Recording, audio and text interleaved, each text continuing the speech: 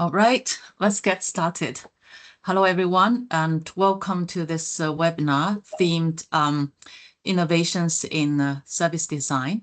And this webinar is hosted by Journal of Hospitality and Tourism Management. My name is Lianping Ren, also known as Eve Ren, and I'm one of the associate editors in JHTM, and I'm currently a professor in UTM, and that's Macau University of Tourism. The purpose of this webinar is to explore recent innovations in hospitality and tourism service designs.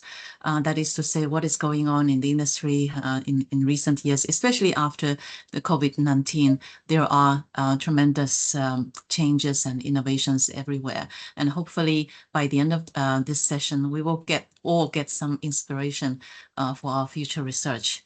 So, and very honorably, very honored, we have 4 distinguished speakers with us, and they are Professor Guy Lohmann and Dr. Pingtong Tabitiamen, Dr. Cora Wong, and Ms. Vicky Zhang, and I will give them a more detailed introduction when it comes to their presentation.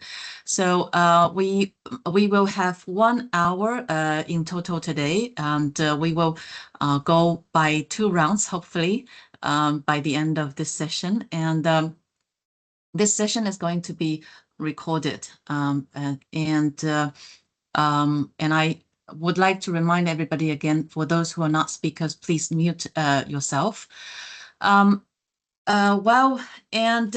Let's come to, first of all, Professor Guy Lohmann. Professor Guy Lohmann is an adjunct faculty at the Griffith Institute for Tourism, Griffith University, Australia. Professor Lohmann has held previous leadership positions, including head of aviation, deputy head of school, and head of school. And he has authored several works, including Research Handbook on Air Transport Leadership and Governance, and Tourism Theories, Concepts, Models, and Systems. And Professor Lohmann has worked as a consultant for the Brazilian Ministry of Tourism, the UN Tourism, Adelaide Airport, Brisbane Airport Corporation, and Queensland Airport Limited. So his research interests include air transport management and tourism development. So obviously, Guy, you are a very airport and aviation person, expert. So we would like to hear from you. What is it going on in the aviation industry, and what is anything new? Please, the floor is yours. Fantastic. Thank you, Eve. I appreciate your invite and the journal's invite to be here with all of you. Well, good afternoon from Brisbane in Australia. Depending on where you are, it's a pleasure to be here. I also say hello to my colleagues that are speaking here today. So this short presentation for you is based on a couple of things. It's based on a journal article, or a couple of journal articles that I worked with one of my PhD students who is interested in innovation in aviation, as well as I want to give you some examples of exciting things that are happening in innovation around the world. So more broadly, we use the diffusion of innovation theory from Rogers. And as Professor Rin has mentioned, we are particularly interested in what has happened since COVID-19. Of course, aviation is a sector that has innovated tremendously. When we talk about revenue management and we talk about reservation systems, they are all initiatives, business initiatives that came out of the aviation world. We're also quite interested in aspects related to passenger experience, because that's in many ways where the frontier of the pandemic has brought us, and as well as what are the emerging innovations and trends. So for your information, these are the 2 publications that we produced, and I'm happy to share the publication if anyone is interested. And we've mapped out, these are the presentations. We map out also a little bit of the topics in terms of what are the themes that we identified in both value creation and innovation across airports and airlines as well. And the results particularly in the area of services, technology, systems, customers, and processes. And in these papers, we also identified pretty much 114 value creation innovations. And most of them are identified in the topics of efficiency. A lot of them have to do with climate change and energy, for example, convenience and new features and differentiation.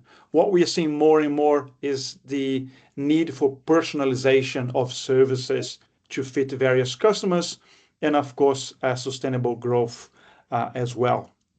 Now, I want to show you some innovations that you might or may not be familiar with, and I have 8 of them to give to you in the next 2 minutes. So one is Pittsburgh Airport, and they have created basically a platform of innovation at the airport called X Bridge. And X Bridge at the moment has over 100 projects that has been spin-off out of the airport, and they include robotics, they include AI, and they include digital infrastructure as well. The second one is AI and machine learning, and this is quite interesting. What Korean Air is doing is that they are trying to use machine learning management service to basically create. Can you hear me? Good. How are you? Sorry, we started already the presentation, sir. Hey, Thank no you. worries. Thank you. It's okay. So now is what Korean apologies for that.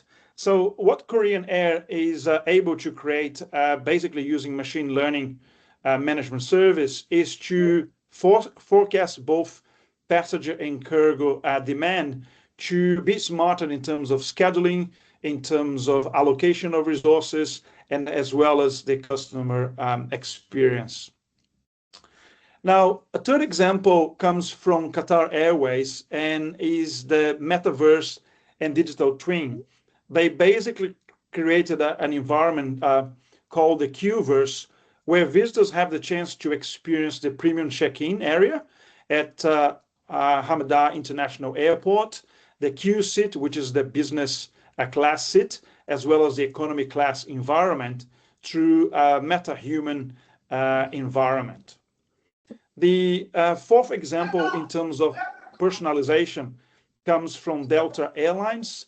Delta created Delta Sync, and this is a transformative digital ecosystem where everything there is take advantage of free Wi-Fi that they do on board the domestic flights, as well as their ability to offer entertainment in a personalized way. The fifth one, new approaches to retailing, and this is something that comes from Amadeus, the global distribution system, and they partner with Finnair.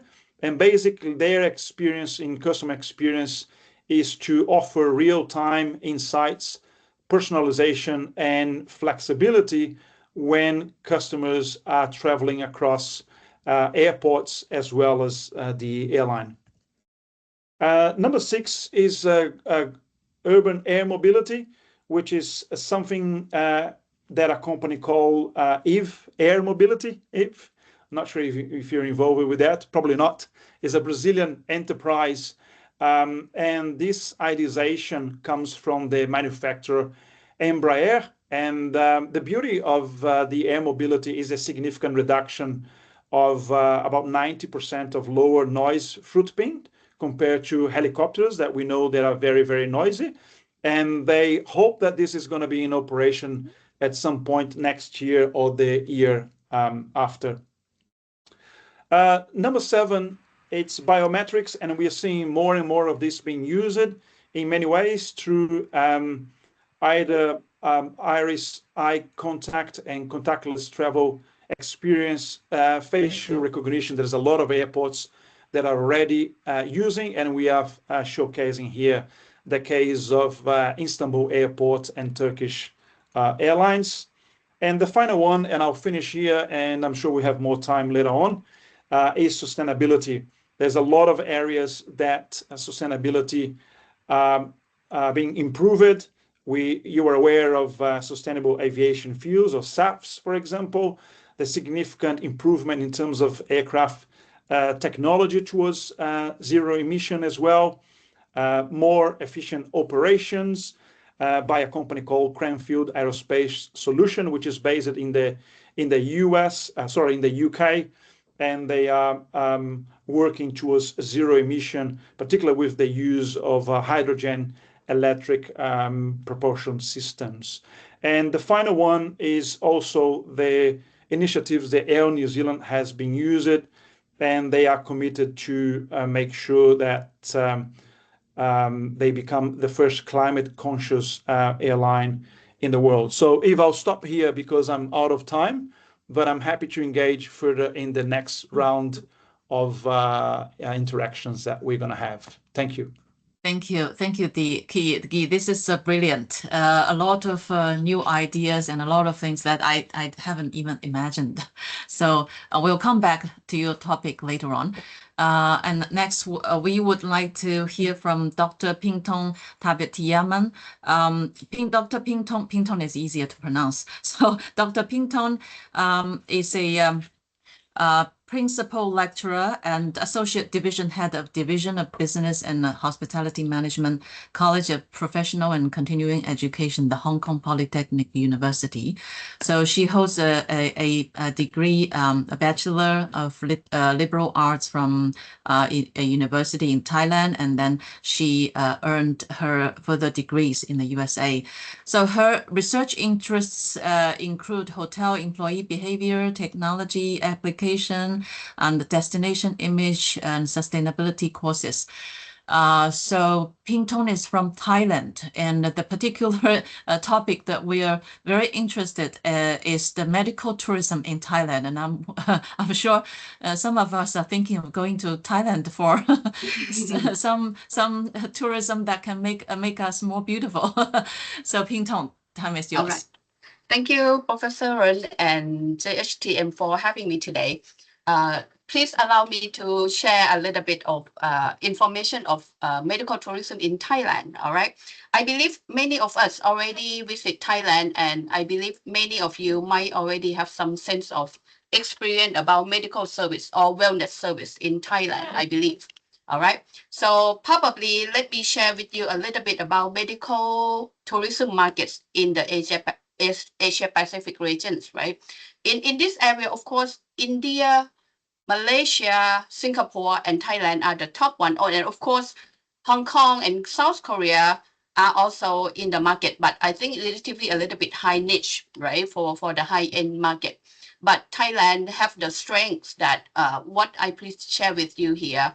We have many high standards hospital with the international accreditations. Okay, in terms of price, we are relatively cheaper, okay, compared to the Western and European countries. And we also have the very professional healthcare technicians and staff, all right? And of course, with the service innovation, that is the key for our discussion today. That's why it become our medical tourism package. It become very unique and attractive to many international tourists. And I think very important roles why Thailand is become very strong in medical tourism market is because with the strong support from the Thai government. Okay. Okay. Maybe before I share with you a little bit of medical tourism market in Thailand, maybe I'll give you a little bit of background.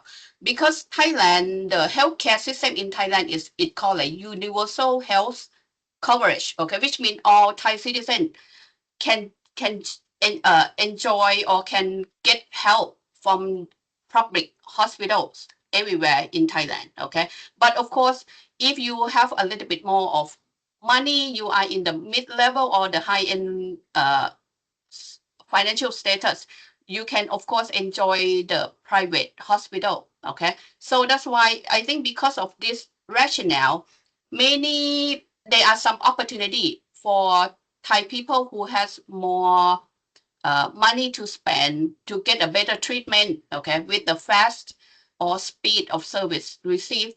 That's why this is also open the opportunity for the international tourists, okay, to have the same experience with the excellent medical service in Thailand too. Okay, so that's why in terms of medical service here, most likely private hospital can arrange it, okay, because they have more financial development and research to bring up the high excellent and innovative service to the customers, okay, or to tourists. So that's why right here we have Bamrungrad Hospital. This is from what we see from the photo here. And another key player is the Bangkok Dusit Medical Service. These are two big key players in the market. And of course, there are some others too, okay? But probably we will focus on these two hospital for our sharing today. Okay, I think based on the topic today that we talk about what is make the Thai medical tourism so unique. Okay, there are 4 areas, which is I will mention to this one by one later. Okay, first of all, when we talk about the digital healthcare innovation, I believe this many countries can meet up on this standard, okay, because of the advanced technology. If you have the resources to invest, of course, every hospital can go into this digital healthcare innovations. All right.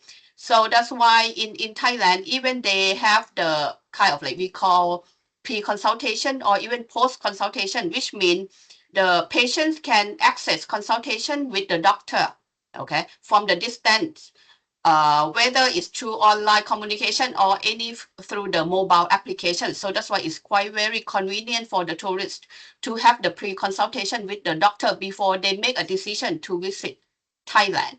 Okay. And also, of course, they have the blockchain for medical recorded, which is we can get all record available, right? So get it ready once if we need it. Okay. So once again, this thing, I think is many hospital or many medical destination can compete. Okay. But I believe one thing that make it unique. Okay. This is also about some of the AI thing that most hospital try to promote it. Okay. They even have the hospital information system, which is get all the data available. Even they have the fasten AI technology to diagnose any illness fast, okay, and get the report ready for anyone who need it. Okay, so that is the idea for this hospital generating with AI and technologies. But I think the second one though that make Thailand is very unique, okay, because we have a very rich culture, right, and strong hospitality, so that and strong of wellness, okay, of Thai culture. That's why this is something can underpin or embedded with the excellence of medical treatment we have. But of course, we combine this service after the medication, right? We have the 5-star resorts for you during the period of your recovery, right? We embed with some of the Thai medicines, okay, massage, okay, or any other type that with the Thai medications and Thai with the modern wellness therapies. So that's why this is something that it can be a good long trip. Okay, once after medication, you can stay later in the remote area or some very luxury resorts, okay, to enjoy some Thai culture, some rural activities, and to recover your health, okay, until it's finished and travel back to your home countries. And of course, I believe many of us have heard about this too, about like Thai hospitality, right? The land of smile. I think even though right now Thai people don't smile much anymore due to the economy, but I think they still smile. Okay, so that's why I think this is still can be some of the niche that people really appreciate and admire the Thai hospitality. So I believe this could be still maintained to attract many tourists to join. And last but not least is about the strategic marketing and global partnership. I think the government make it where promote medical and wellness market very heavily. Even the government provide it called Thai e-visa, which means allow more people to stay longer period of time in Thailand because of the medication purpose. All right, we offer that. And even the government go to many expo and forum in order to promote medical and wellness. Okay.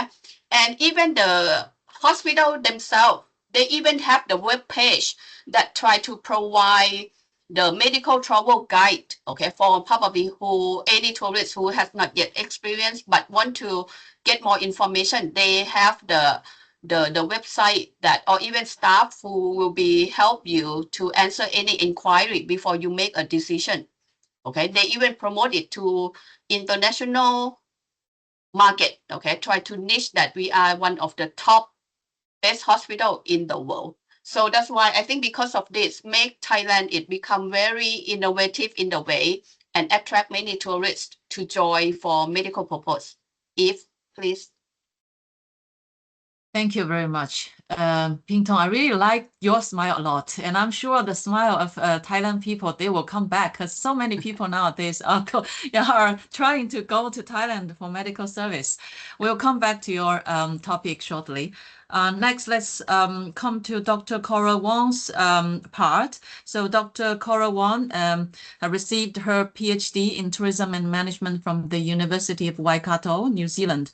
Currently, she is the Associate Dean and Associate Professor at the Faculty of Humanities and Social Science of Macau Polytechnic University. So her research interests include cultural tourism, heritage interpretation, tourism workers, and the tourist experience. She has published a lot of journal articles in SSCI and Scopus listed journals. And she is currently the associate editor of Journal of Hospitality and Tourism Education and has been a guest editor for a couple of other journals. So, and one topic, apart from the topics that Dr. Cora Wong has been researching, she has recently picked up a new interest, and that is luxury hospitality. And she herself is a big fan of luxury hospitality. So, Cora, we would like to hear your perspective on luxury hospitality, especially what is happening in Macau.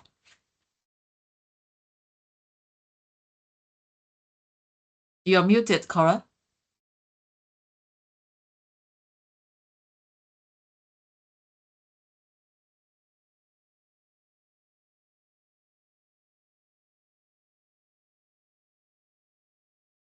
Can you please unmute yourself?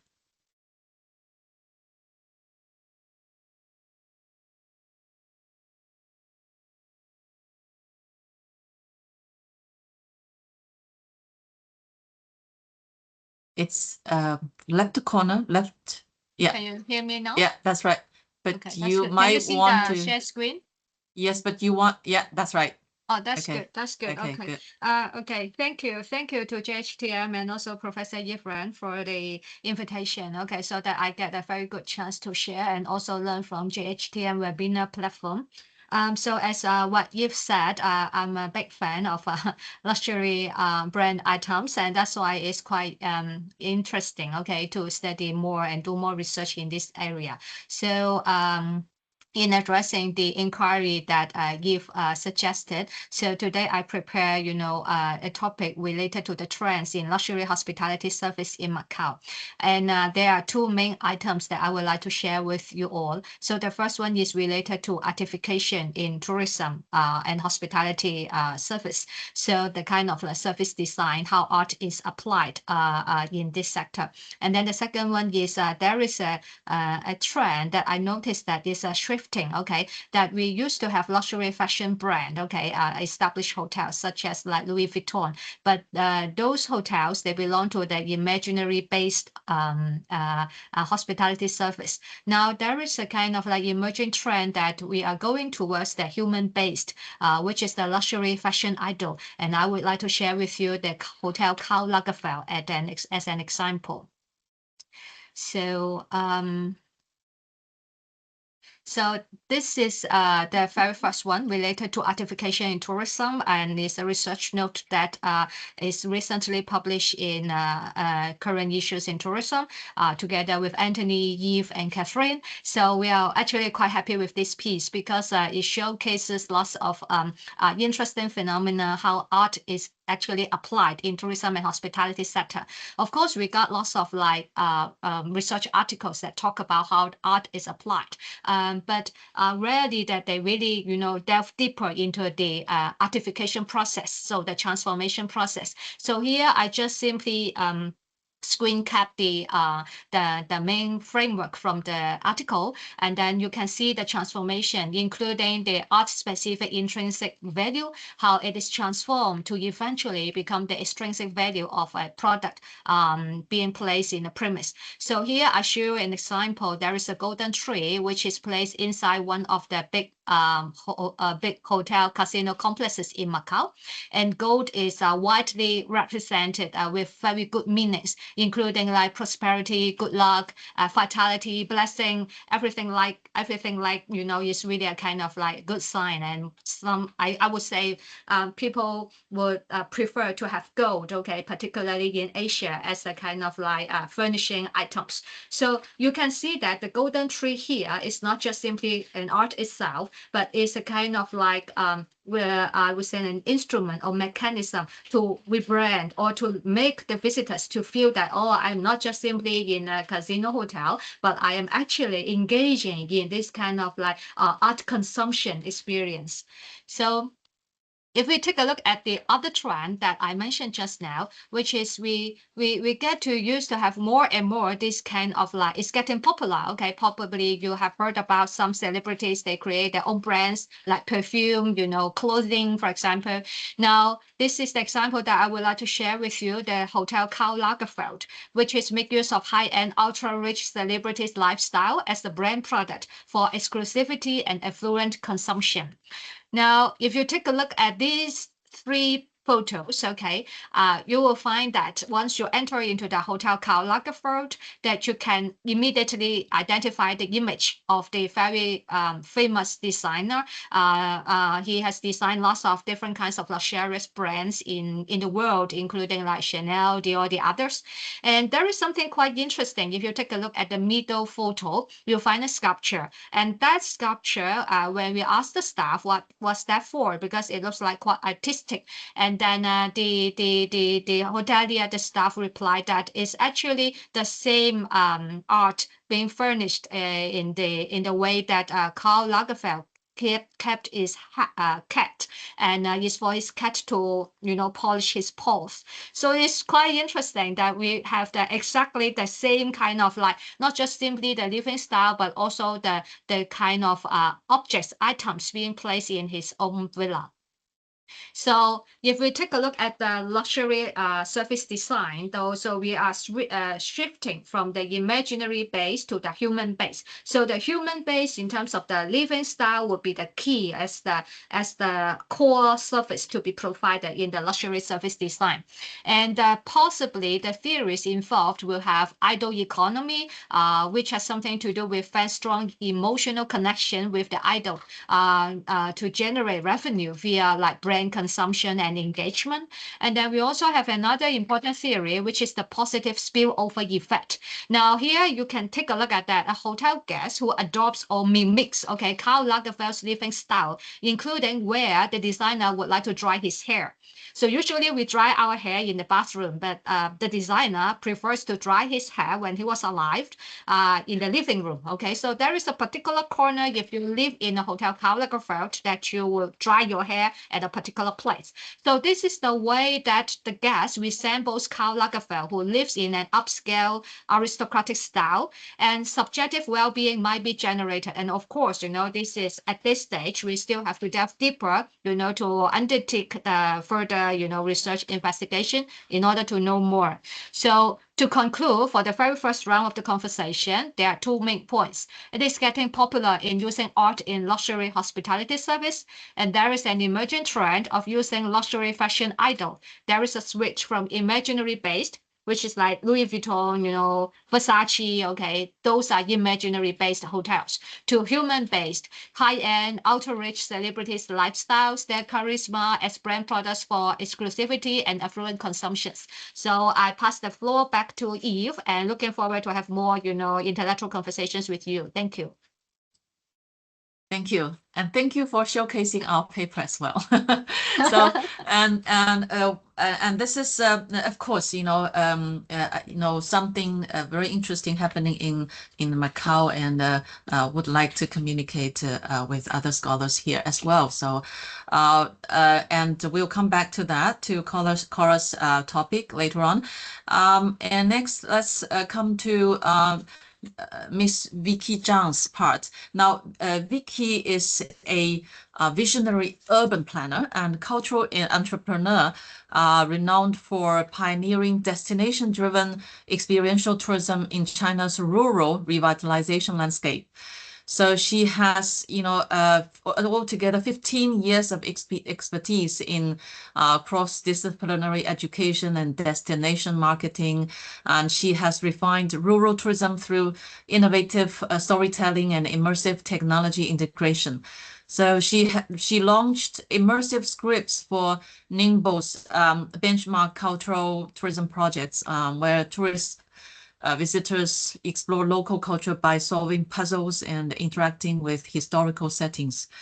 And her interactive scripts went viral on CCTV, and that's the television, the biggest television channel in China, and mainstream media in China. So showing how she mixes local culture with cool puzzle adventures. I myself have personally witnessed what Vicky has been doing. So and would like to hear from Vicky what you have been doing.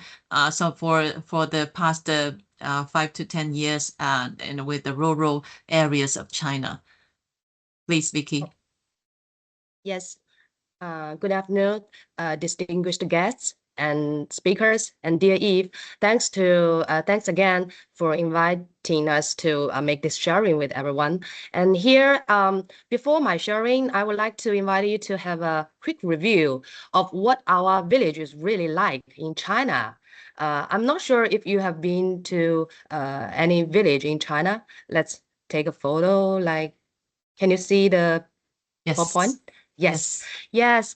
And now actually this village is like 1,000 years old. It's quite a long history, and its name is Qingtan, where our project is now in. And we can see some very old and historical building complex, and like this very ancient complex. Can you see that? It's from Qing Dynasty. Yeah, very old buildings. It's like before. And later I will share with you how it's like now. And it's in the evening night. Yes, some vloggers from overseas, they come to visit our village. This stone pagoda is like 700 years old. And there are some students come to visit our village to make a tour. And we have 3 traditional opera stages in our village. It's quite nice. You can see that. Yeah, that's where I am now, the very beautiful Kaizen ceiling. And today I would like to share you with about what we have did for like many years. And this one, its name is The Dawn of Qingtan. And we received very good responses from the market and people from Shanghai, not only from the local, not only from Ningbo, but they from Shanghai, from Hangzhou, from different cities. They come to visit us just for our script game, this Dawn of Qingtan. Yeah. And I would like to share a little bit more about we summarized as the 4 strategies. Firstly, our script is always based on the real story. And the stories are based on the history from the village. For example, this one, the story of Dawn, is about the history like 80 years ago. And actually, the story started from a male villager. Suddenly, it's gone. What happened? We need to find it out. And actually, our team was inspired by a local who was a very famous editor at that time of China, and who was also the local of this village. And what he wrote as the opening statement of his magazine, we were inspired from that. It's a real story. And then the second one is like we combine very interesting games puzzles, hidden clues to make the game very funny and engaged, no matter what age.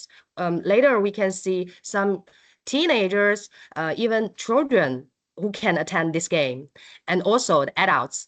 So no matter what age of the tourists, almostly they are very engaged. And these tourists, when they started the game, everyone will get their own ID, a new ID in the script. And then they will be divided into different groups. Yeah, you can see there are so crowded and many people are like searching something to find out the secrets behind. So every group, they have their own tasks. Only when all the tasks are completed, and they will find out the truth behind. So usually it will take like half a day or the whole day to finish. So the tourists usually can walk through our whole village, and most of the must-see places and the spots they will be seen. And like the third point is almost everyone, and about the actors who we call the NPC, non-player characters, and also the tourists. Everyone is get changed. So we will find that when the people get dressed, they usually feel so much immersive and involved. And also, you can see the props. Can you see the props? And today I also prepared. You can see the is this the real gold? No, it's, and here can you see some cash? That's what we use in our script game. So it's quite like the real old ones. So the tourists may have never seen that before. So they are so feel so immersive. And for example, like the money and the, you can see the telegram machine. Yeah, it's very old ones. And the fourth is that the most recently, can you see that? We even add very new AR technology to make our games more interesting. Here we can see this is the entrance of our village. When you arrived, you will see an AR code. And when you scan the AR code, a digital human being and a very ancient memorial arc will appear in front of you. And then later on, he will guide you what to do next and tell you more stories about this village. So almost we will find that when people finish everything, they usually feel so much connected to this destination, to this place, and they usually tell us that, oh, it's so good, feels good, and know more about and understanding so much about this very old, ancient village and the peoples. Yeah, that's what I want to share for the first round. Yeah. That's very impressive, Vicky. And well, with such a kind of rural or village, old style village house, you are turning them into nice experience, nice and unique experiences. Now, in the second round, actually, I would like to start with you, Vicky, because would you continue this topic by sharing with us, then what is the motivation for everybody else to support this kind of project? As we can all see that rural projects like that, it's not just the one team's job. It's a collaborative job between your team and the government, probably the community and other people. So and to make it work, what are the main driving motivation for them to take active roles in the process, and what benefits do they get? Okay. All right. I would like to share some benefits of the stakeholders of the whole community here. And actually, we find that for the nowadays in China, young people usually like to go to the urban area, the city. They think there are so many more chances, and resources are so much concentrated.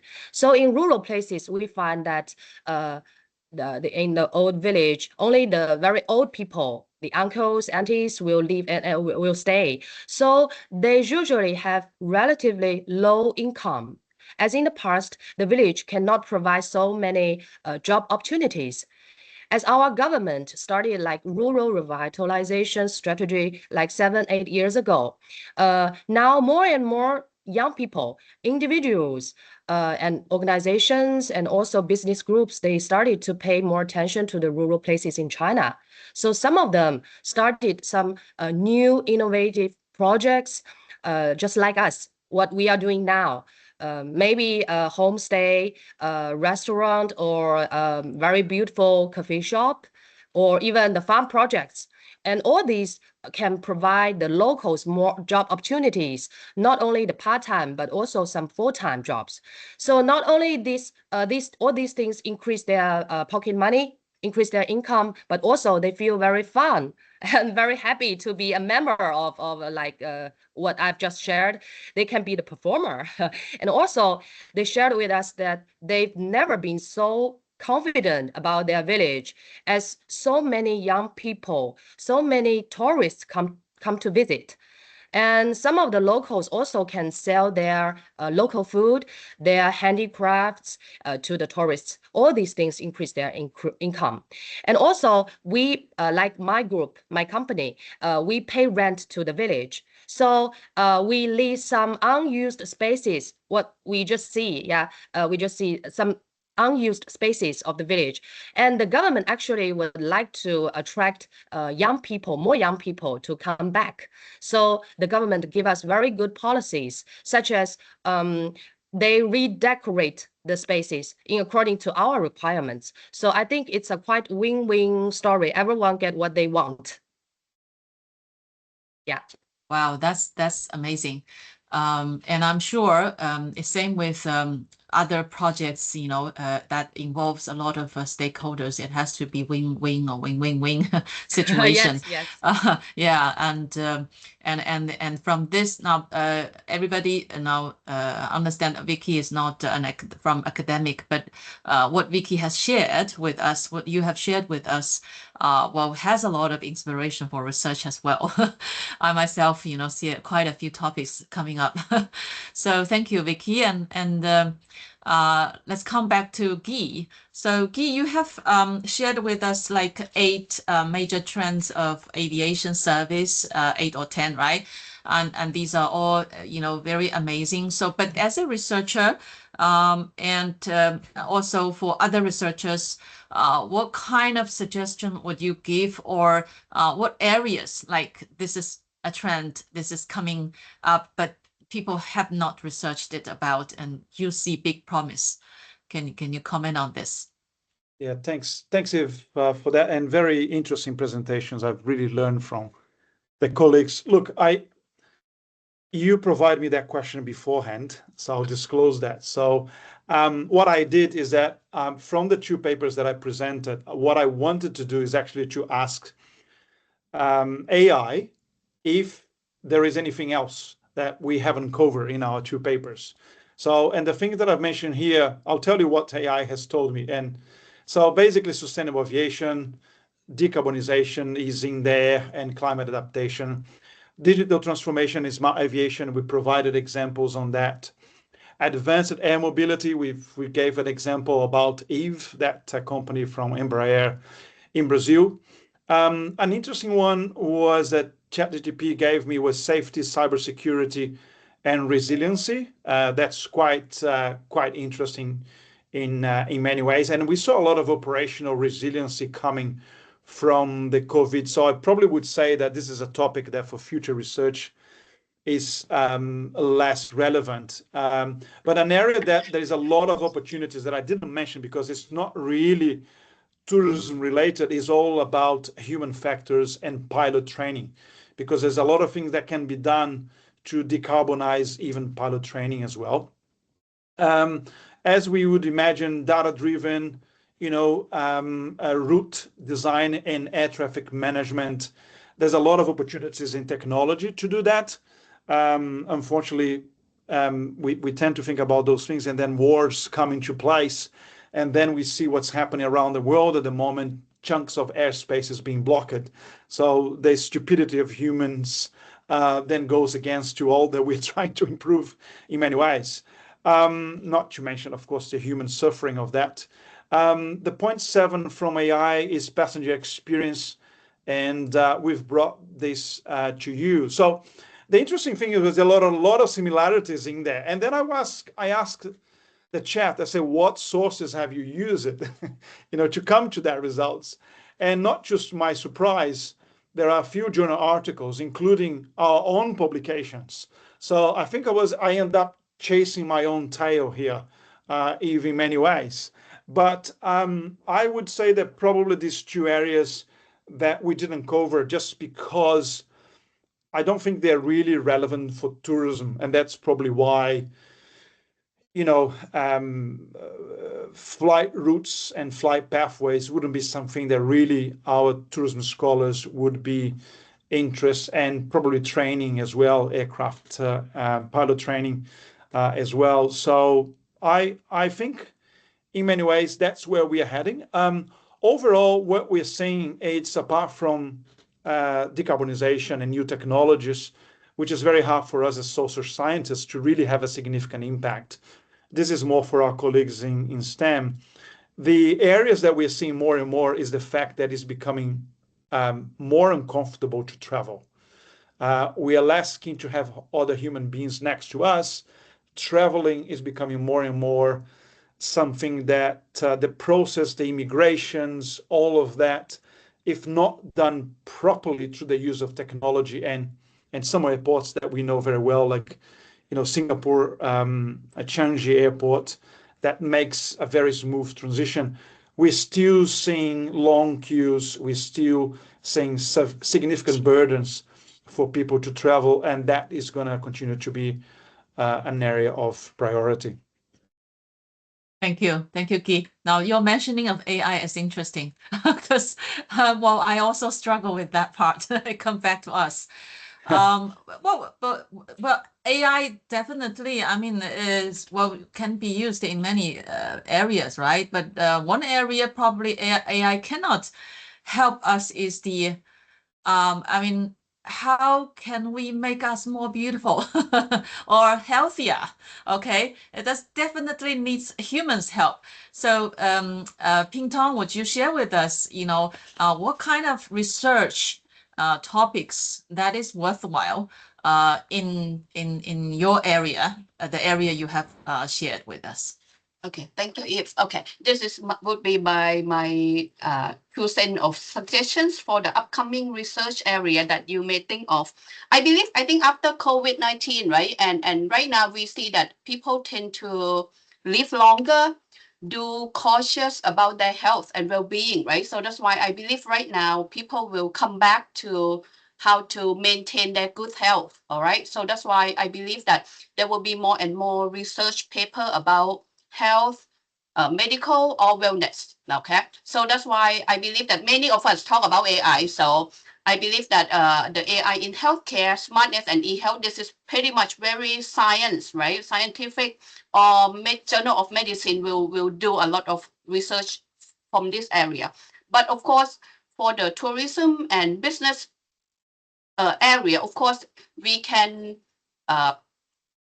expand or change the directions to test the tourist experience or to test the customer experience, right? By using this AI as a tool to facilitate their health check, okay, to enhance their experience. I think that could be some area to look for it, okay? And second one, of course, we talk about tourism product and service. That's why for healthcare product and service is also part of that, right?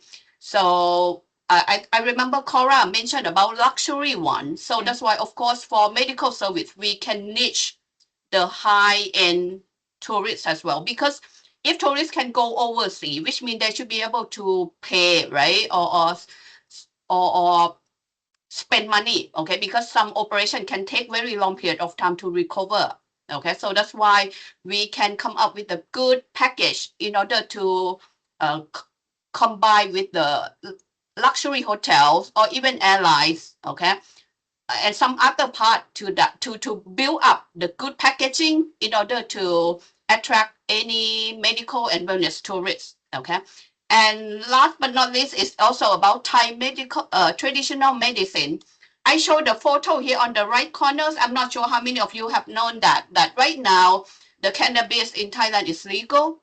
So that's why, and what I learned is somehow this medical cannabis is very powerful, especially for some patient with curing with cancer, right? So that's why I think right now many tourists coming to Thailand because of this reason too. Okay, and last but not least, longevities and anti-aging. I'm not sure about you guys, especially female audience here. I remember one time when the first time I know about Botox is in early of 40. Okay, you guys don't ask me my age, okay? but right now, when what I learned from other is like, wow, if you are in the entertainment business, people start doing Botox since they are early 20. Okay, so which means it will become like very normal as a habit. It's same like you go to 7-Eleven, buy some drink and come out, that could be okay. And sustainable medical and eco-wellness tourism. Okay, anything about eco-friendly, right? Green practice, green health practice, of course, that will do. And last but not least, about regulatory and ethical issues, because some of the certain practices is allowed or is legal in certain country, but not the others, right? So that's why I think this could be a good topic, or even some about of any malpractice, any patient rights, or any transparency of data, privacy, things like that. I think this could be a good area for explore for any upcoming research. Thank you. Thank you. That's wonderful. And well, I do see a question from the chat box for Ping Tong, but we will come back to you later if we have time to answer that. Sure. Ping Tong, maybe you can have a look at the question. Sure. And we would like to hear from Cora as well for luxury hospitality, and you have started researching about the luxury hospitality. What is your gut feeling, about this area? What can we research about? Well, actually, I shared the screen again. Can you see that? That's the remaining part. Yes. I noticed the interesting innovations in luxury hospitality from the research perspective. It has something to do with the Asian power. So there is a phenomena that we are having a shift, okay, of luxury service design from the Western-centric ideal of luxury standard to Asiatic affluent style embedded with like royal legacy and exclusivity.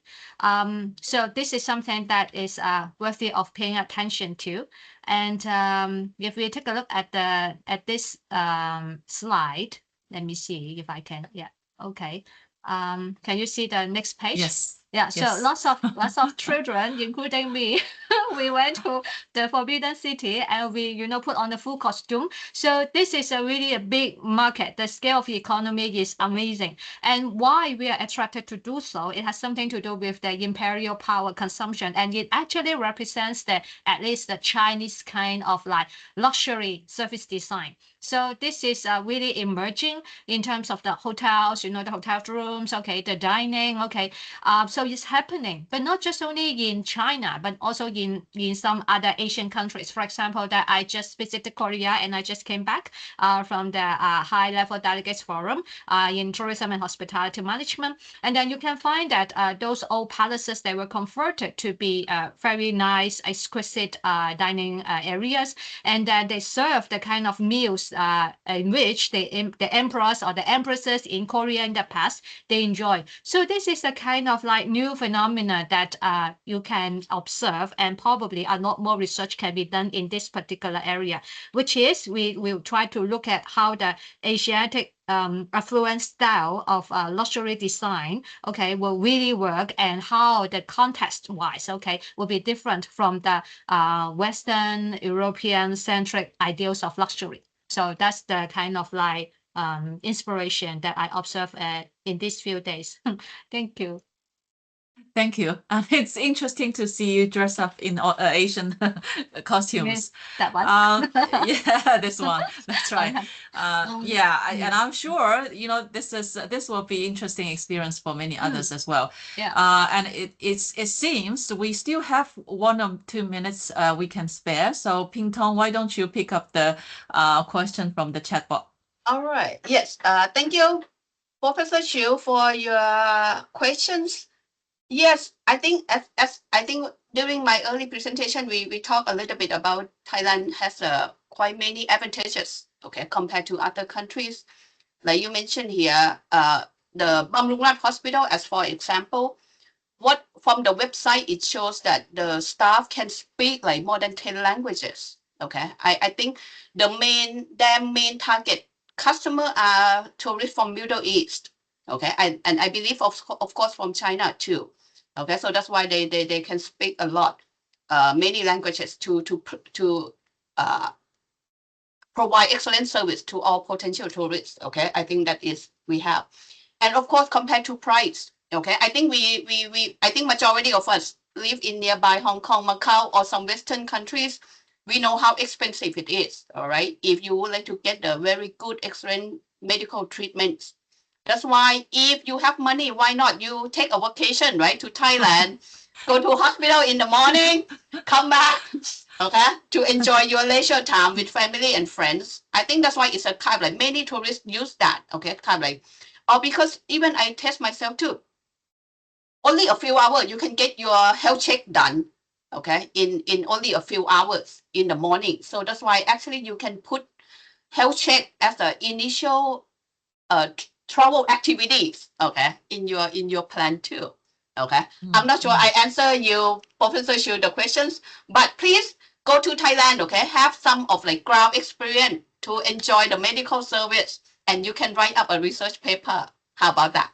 Thank you, Ping Tong, for the answer,